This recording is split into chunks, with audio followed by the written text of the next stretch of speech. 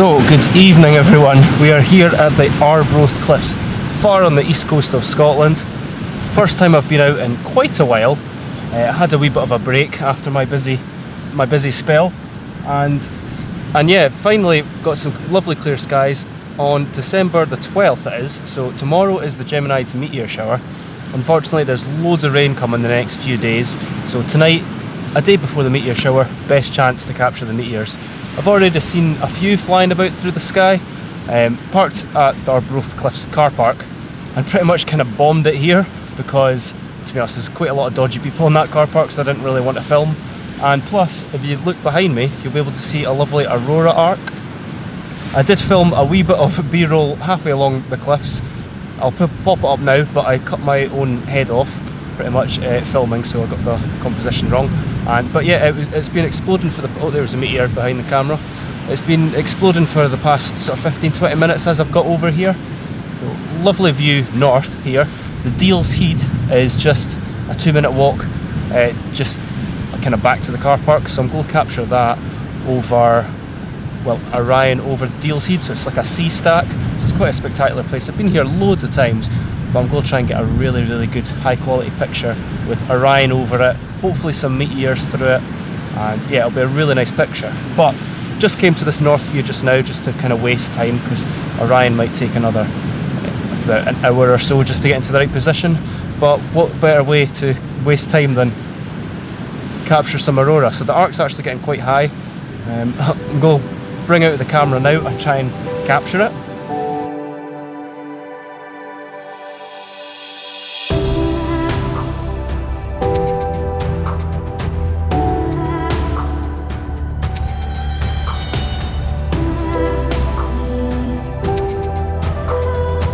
So finally I'm going to take an image. It's took me ages just to get here and get set up. But yeah, 24mm 1.4. We'll try and see what the Aurora looks like. But it's looking quite good. So I'm just going to 10 seconds exposure, ISO 1600, and we'll see how it looks. I might need to get higher to get above this grass. So the Aurora is just staying in its kind of arc form just now. So not too much happening just now. As I say, got plenty of time to waste until Orion's in better position. Really nice green arc though.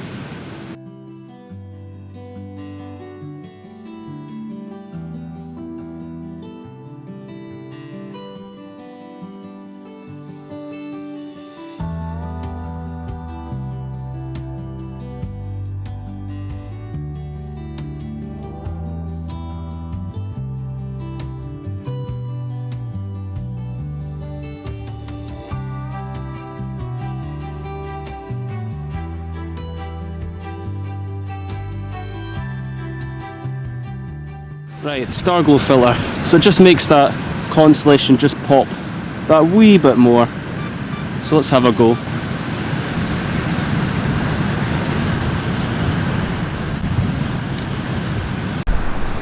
Just adjust my settings just that wee bit. There's a lot of light pollution to the north from here. Meh, looks okay. It's not going to win any awards, but it's a lovely beach with a nice green arc over it and the plough standing quite nice. I think I just need it to pillar that wee bit more now. So it's just a bit of a waiting game now. Well, just hanging out here for a wee bit longer for the Aurora, and you can see like a double arc just started to form. Literally I was just checking the stats on my phone. It's looking really good. Look back to the sky and there's like 2 arcs now in the sky. It honestly just happened in the last 5 minutes. Who knows what's going to happen tonight? We might turn out to get just an amazing Aurora night, even though I really did not plan on it. So this is probably the best tip I can give for capturing the Aurora. You just have to be in the right place at the right time, because literally just go out for something else, and if the Aurora happens, it happens, because it's quite hard to predict. But yeah, it was just, I'm just in the right place at the right time, shooting something else, and that just came out. So, but yeah, if you can see that kind of double arc, there's one arc quite high up. So whilst we wait for the Aurora to really kind of kick off, as you can see, it's absolutely beautiful, so I do not mind waiting here. Kind of just introducing new things for Scotland's Night Sky on my channel. Next year I'm kind of going to focus more on YouTube. Just Facebook, Instagram, I'm kind of falling out over. It's just too stressful.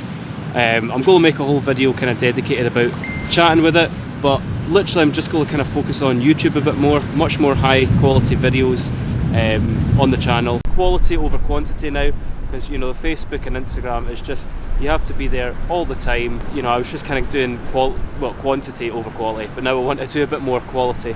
Next year is going to be a bit of a change for my photography. YouTube is going to get better, which I'm kind of happy with, and I prefer just focusing on YouTube videos rather than loads of different things at the same time, because you know what social media is like, so many different platforms. You've got Instagram, you've got Facebook, you've got TikTok. I'm just going to do YouTube and kind of feed little things onto other platforms just to promote the YouTube, because I just want one thing to focus on, and this is this, because I really like looking back on YouTube videos, and if it's really good high quality videos, you know, under the stars, I think they mean more than just a picture on Instagram and then before you know it, it's at the bottom of your feed and you don't care. So yeah, I'm going to focus a wee bit more on YouTube for the next year, 2026.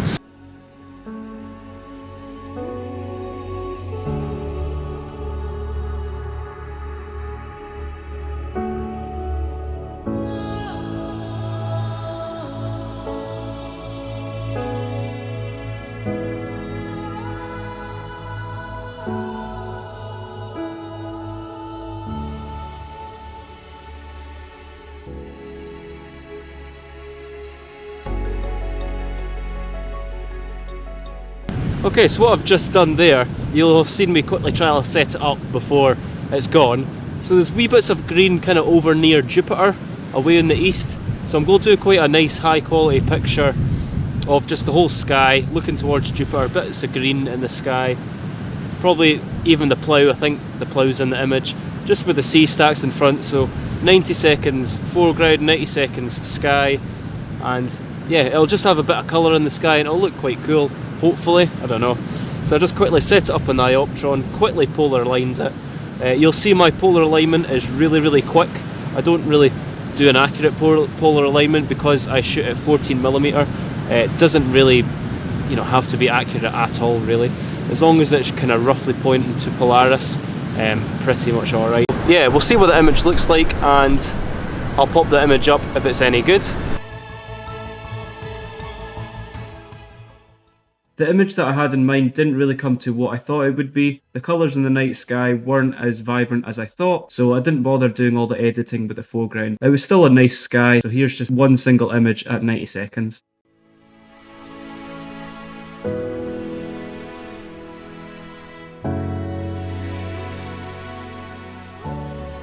So whilst we wait for either Orion to come a wee bit higher above the horizon or the Northern Lights to kick off more, I'll chat about the Geminid meteor shower. So it's an amazing meteor shower. You get like over 100 meteors per hour. Hopefully when you see it there's no moon in the sky, so thankfully just now this year we've not got any moon in the sky for most of the night. I think one comes up at like 2-3 o'clock in the morning, so we've still got like 7-8 hours of no moonlight. But yeah, so the radiant point of the meteor shower is literally just behind me. So just above me you can see the constellation of Gemini, and that is hence the name and the meteor shower name. That's the radiant point of the meteor shower. So if you see any meteors on this sort of night, they'll all be kind of coming from that sort of area. So constellation Gemini, all the meteors appear to come from sort of that direction, hence the name of the meteor shower. So the constellation of Gemini is the radiant point of the meteor shower. So you'll see most meteor shower pictures, all the meteors are flying in the same direction, and that's just because of that radiant sort of effect. So it doesn't matter really where you shoot, they'll all be coming from that sort of area. So if you shoot straight towards the radiant point, they'll be coming straight at you. If you shoot down to the south, they'll be kind of going from left to right. So it's quite cool to see. And every meteor shower, because they've got a different name, the radiant points from a different constellation. So you can kind of tell what meteor shower is which just because of the direction of the meteors, which is quite cool. So it's quite good even stargazing as well. If you see a meteor fly through the sky, you can kind of tell what meteor shower it's from. It's quite cool actually. So yeah, I've seen a good few with the naked eye, no big fireballs. Hopefully maybe there's some meteors going on behind me, but hopefully capture some on camera or something like that. Oh, I just saw a Northern Lights pillar over there. yeah, the activity looks pretty strong for most of the night, so I think I'll just keep looking north throughout the night for Aurora. But in the next half an hour or so, I do want to go down to the sea stacks, which is a 2-minute walk, and capture that Orion over it. Like a nice high quality picture, like tracked really well. Probably stacked. I might try stacking now. Well, as you can see, it's quite a bright Aurora arc now. It's really getting vibrant. So if that snaps, that'll be a hell of a show. The activity is still getting stronger, so you know, this just, I think it's just turning into an Aurora night rather than a Gemini and Orion night. So that's the backup option now. Yeah, look how strong that arc is. Yeah, it's a really good night to kind of get back into everything. September, October, November, I was really busy doing loads of different events. I actually did film a section for a video, but then I got clouded out. I was at Loch Earn, and I was trying to capture like the Milky Way Cygnus region, kind of going over the Loch Earn sort of viewpoint. But I chatted about all the experiences that I did in that sort of few months, so I'll probably integrate that into the video. Let's say now we'll switch into the Loch Earn sort of video, and you'll see what I got up to for the past few months, and then hopefully shoot back to me here at the Arbroath Cliffs, and either the Aurora will kick off, or we'll get back to the Geminid.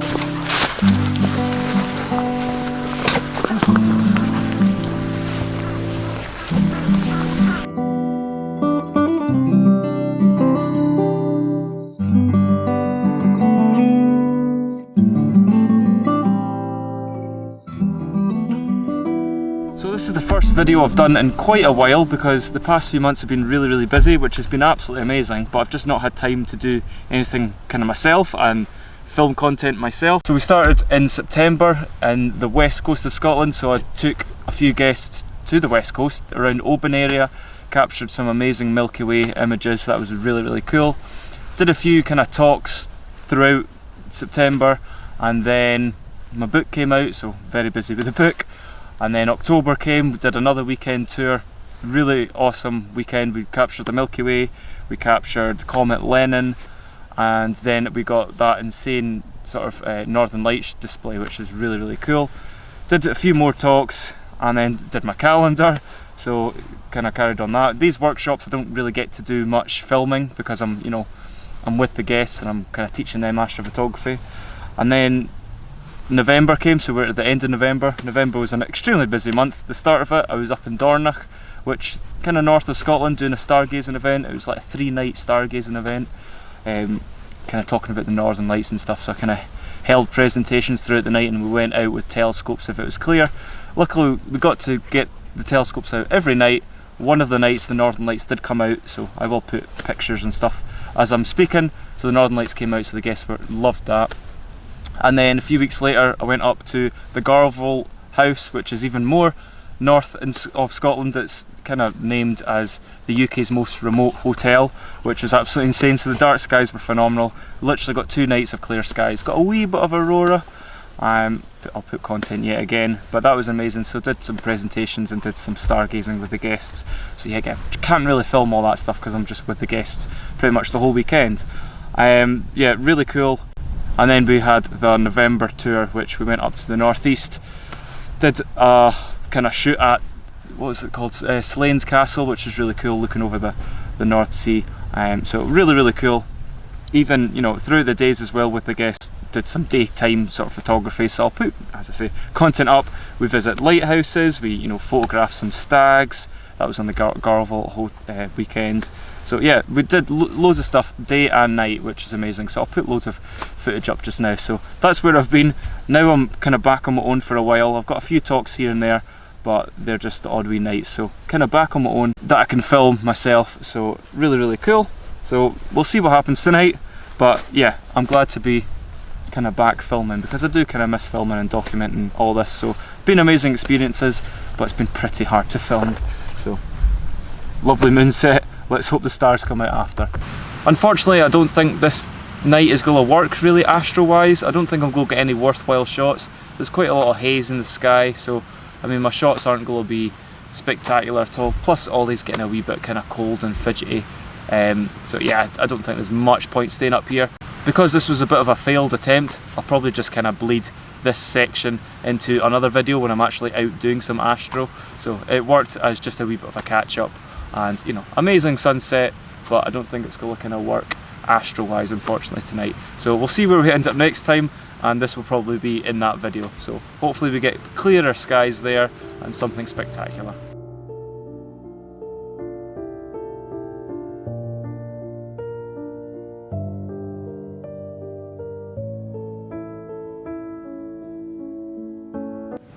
There's northern lights like literally right above us now. There's just a bit of a green blob, but it's mad that it's overhead. And unfortunately, I think I can see another photographer coming this way, so my peace and quiet might go away soon. Okay, so the Aurora's just started to kick off now. As you can see, it's getting a wee bit more vibrant. So I've got the 24mm lens on this camera now, just to zoom in a wee bit because it's not as high in the sky. That, who I thought was a photographer as well, looks like to be a fisherman, so he shouldn't get in the way too much. He's away down near the sea, so hopefully I won't get in any bother with him. But yeah, wow, that Aurora just got a wee bit much more vibrant there. Fantastic. That guy that I thought was a photographer is a fisherman, so he shouldn't get in the way, but he has set up all his fishing stuff right beside the Deal's Head, which is the sea stack that I wanted to capture.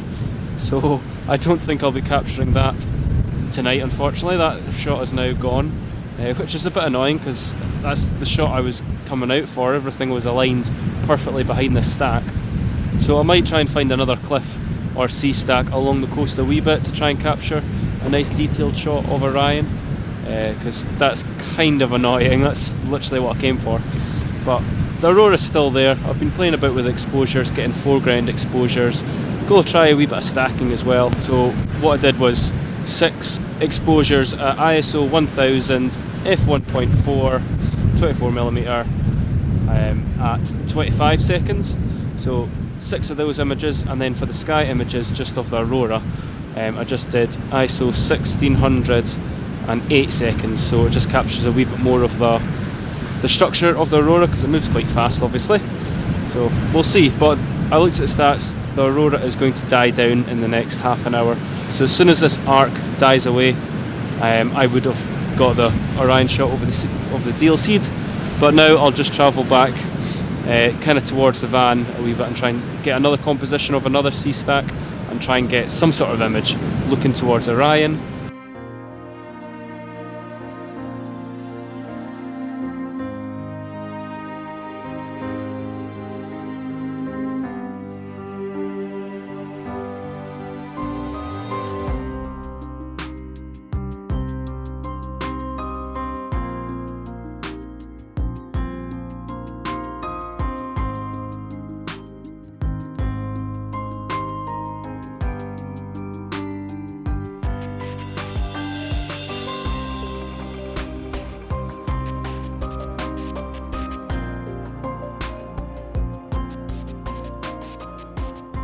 Okay, so it's a bit of a hard one to shoot just now. I came along to the Deal's Head. The Aurora died down a wee bit now, and I'm trying to shoot the Deal's Head because the guy keeps putting his lights off for quite a while.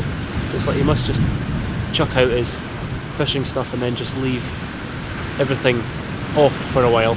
So I'm trying to kind of time it and get my exposures in between him turning his lights off. So just now I'm doing a foreground exposure, so I'll try and get all the foregrounds out of the way and then get the sky exposures when he's messing about with his head torch. So it's a wee bit of a just kind of in between lights shot really.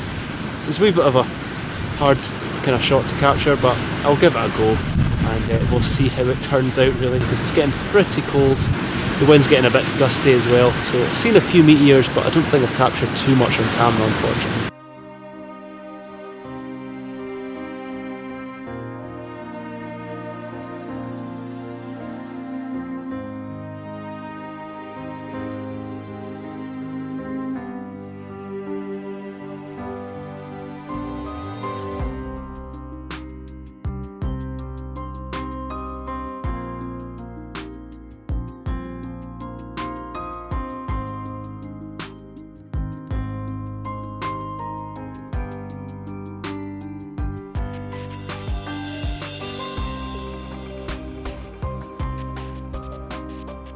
fantastic night. Not as much meteors on camera as I would have liked. Hope you enjoyed, and if you really like that, yeah, please stick around because much more content is going to come, much better, high quality. So yeah, fantastic night. Thank you very much for watching. Cheers.